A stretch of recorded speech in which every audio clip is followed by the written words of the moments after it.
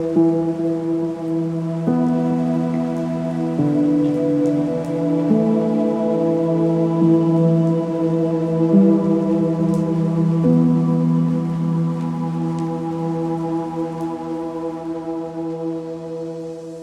attaching myself to these different type of, my attorneys with lawyers, I'm able to help these people.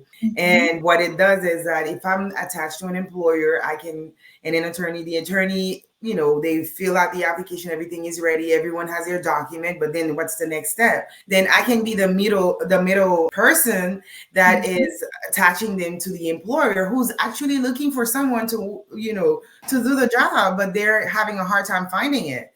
And finding these people. And these people are like, I need a job. I just need a job so I could pay my bills. I could support my family.